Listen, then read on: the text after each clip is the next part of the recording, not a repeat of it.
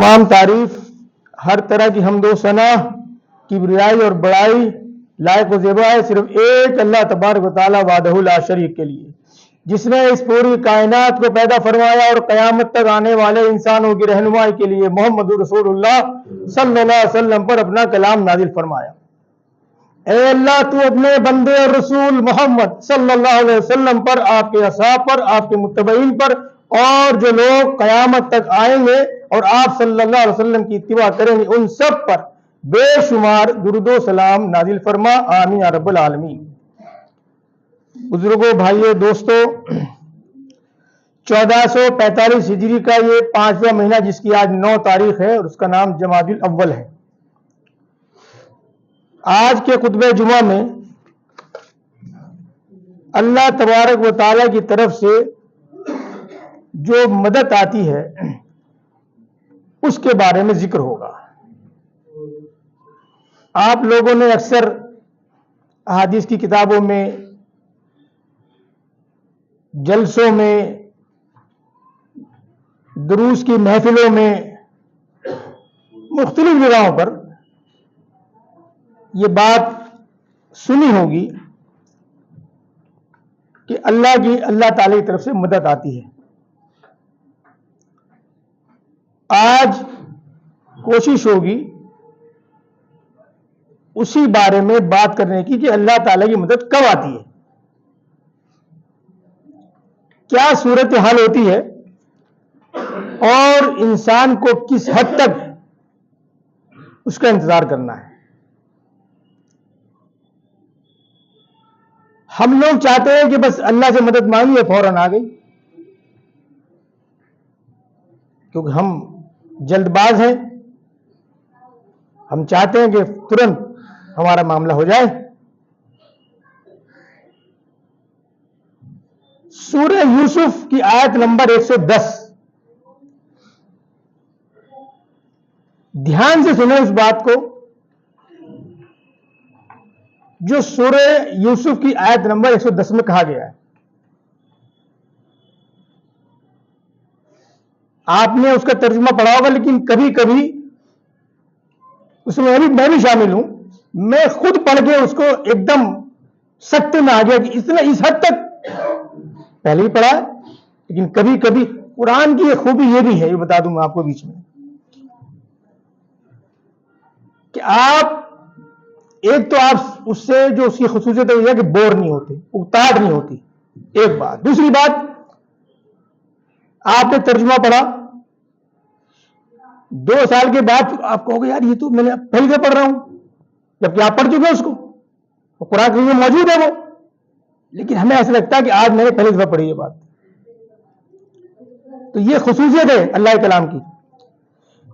तो सूरह यूसुफ आयत नंबर 10 में कहा है कि यानी जब यहां तक जब रसूल मायूस हो गए, अल्फाज सुने आप, जब रसूल मायूस हो गए और वो ख्याल करने लगे कि उनसे झूठ कहा गया, तो उनको हमारी मदद आ पहुंची।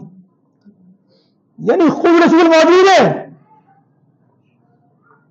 और वो इस हद तक सोचने पर मजबूर हो गए कि क्या हमसे झूठ कहा गया कि अल्लाह मदद करता है। इस हद तक मायूसी की कैफियत तक पहुंच गए, यकदम अल्लाह ताला की मदद आ पहुंची।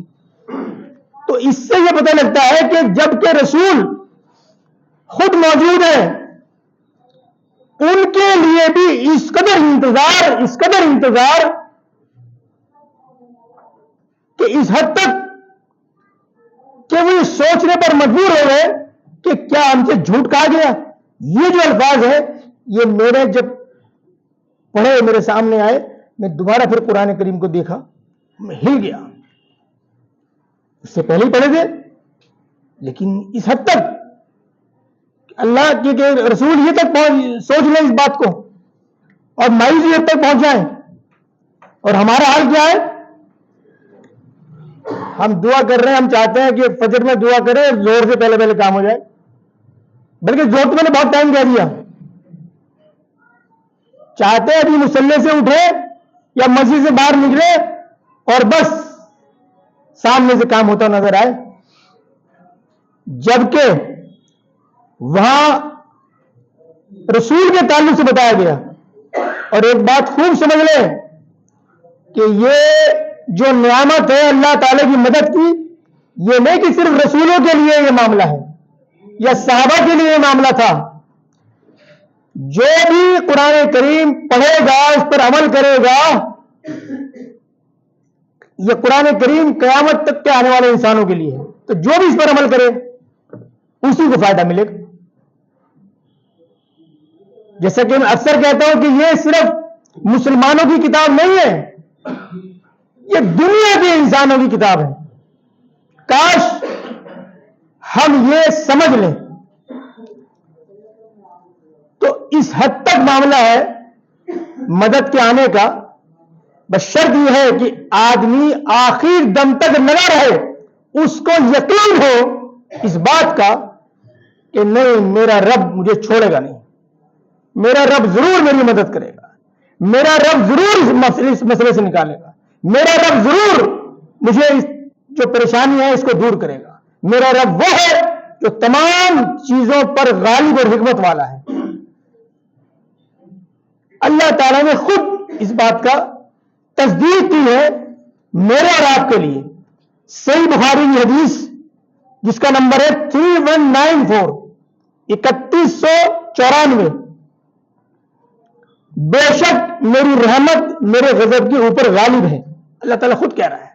تو ہمیں کسی بھی حالت میں آخری دم تک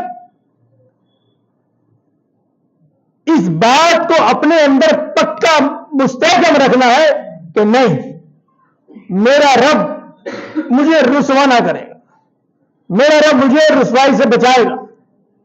اب یہ ہمارے اوپر ہے کہ ہم آخر دم تک اس سے لگے رہیں اور ہم نے جو اپنا کام کرنا ہے وہ کرتے رہیں، یعنی دعائیں مانگتے رہیں، صراط مستقیم پر چلنے کی پوری کوشش کریں، جو اس کے احکامات ہیں اس کو بجا لائیں اور پھر انتظار کریں.